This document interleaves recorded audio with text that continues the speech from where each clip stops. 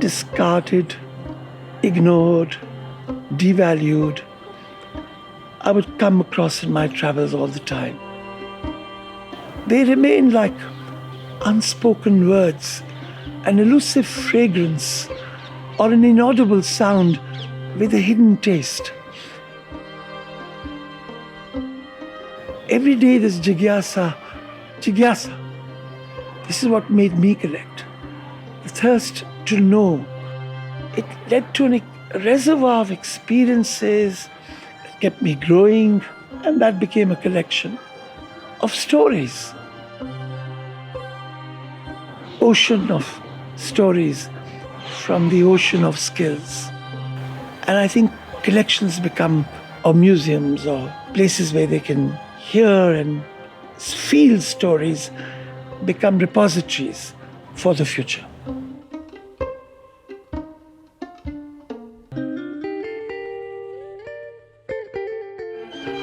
The project was initiated during mid-1984 by one of India's best-known designers, Rajiv Sethi. It was essential to try and change the image for Indian crafts completely. That conservation for skills that are there depends upon renewed patronage with newer markets, newer ideas, new objects. When I met Rajiv for the first time, he took me through a tour of this place in Mehrauli where you're sitting today. I don't know whether you've seen the other floors in this building. They are full of materials.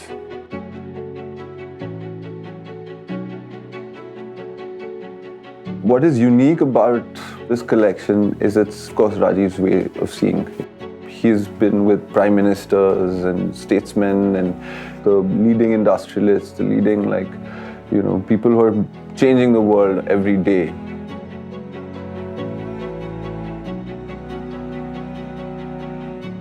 The archive is a massive collection of objects. These are objects that Mr. Sethi collected over 50 years of his career. It now represents part of his legacy and his work, preserving as well as reviving the skills of the handmade, which is increasingly threatened. And that's why it is such an important task to actually be able to preserve this legacy and to make sure it lives on after even all of us. कुछ दोस्त जो कह रहे थे कि तुम बातें करते करते मर जाओगे, और वो सच है, और आप कुछ छोड़ जाओ। धुन के साथ बैठ के हम एक पायलट बना रहे हैं, जो पायलट फिर हम लोगों को दिखाकर उनसे साधन इकट्ठा कर सकें और उनको इस प्रयास से जोड़ सकें। Adda is the Art and Design Digital Archive, which is essentially a digital documentation project of the collection of the Asian Heritage Foundation. And it basically provides a visual reference for the public. As subjects, you have things that don't speak for themselves. They're silent. So what we are trying to do here is give voice to an inanimate object. What we started with was this mammoth task of cataloging and organizing and categorizing the collection. 4507. Krishna Leela. 08 is also Krishna Leela by Sadev. They also listed the condition of each object and whether it was in dire need of being preserved or conserved.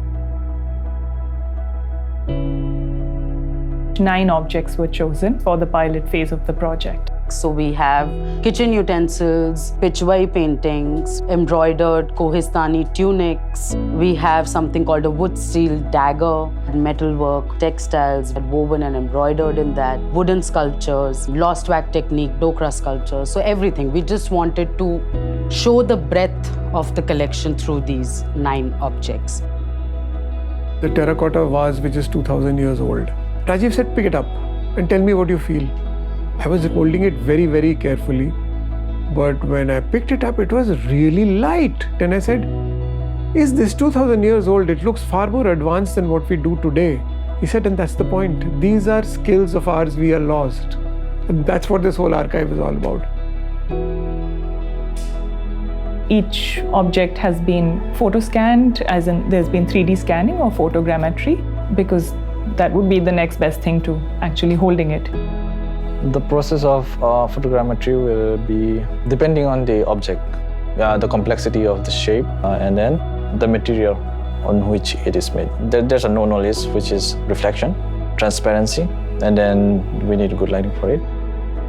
Converting them into a digital assets is important because one doesn't know if one might break and cannot restore its original form. Instead of going to the place, you can just look at the 3D object that is available through ADDA that we will be providing. They could just do a 360 view of it and then zoom in, zoom out. The hotspot basically gives us the information about those objects. Actually, as part of our pilot project, we had conservators coming in and they worked on this beautiful pitchway, which is basically a dying tradition and you won't find these. So yes, there is that will to conserve.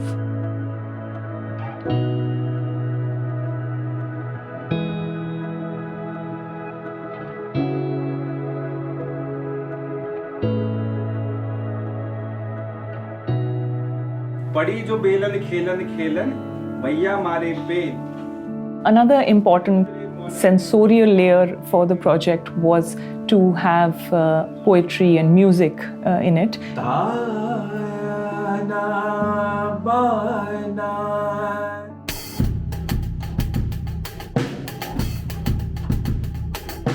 तो आप जब website पे जाएंगे तो हो सकता है कि वो बेलन जो है वो एक सेटिंग में हो जिसमें से आपके साउंड्स आ रहे होंगे, you know, and you'll be transported into that world. So perhaps you're giving an experiential outlook to the whole thing. It has to be able to connect with the young. We have been working with students coming here from different colleges, universities. And one of the big objectives of this whole collection is that it should be a kind of resource for teaching.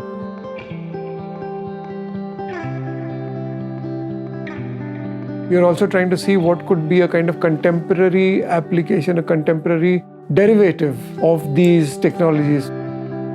That was a new element that entered the story, which if Dhun wasn't there, I don't think it would have come in so easily as it has right now.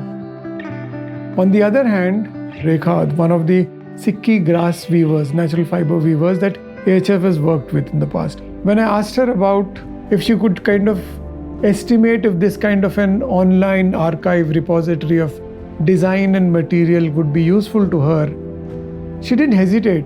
She immediately said, of course it will be. बस्ती बसना खेल नहीं है, बसते बसते बस्ती है. हमें नहीं जान पता कि हम आज शुरू करेंगे तो कल खत्म हो जाएगा. और इस कारण कई लोग घबराते हैं. मगर उभरती बदलती जिंदगी से कोई घबराना थोड़ी ना चाहिए. उसका सामना करना चाहिए. उसके लिए साधन ढूंढने चाहिए. That is the idea, to extend the same degree of detail onto the other 50,000 objects that form part of the collection. It's a very ambitious project, but we hope to continue doing that as we see more support as well as interest generated on basis of the pilot. ये हमारा भूत है और भूत का भविष्य है. ये चीज़ों की अपनी कहानी लेकर आए हैं, अपनी कहानी बता के जाएंगे. हम लोग एक छोटा माध्यम है इसमें, छोटा सा माध्यम है. It's a privilege to have drunk from this stream, to be close to it and to be able to touch base with incredible repositories of knowledge that are there, ready to be understood.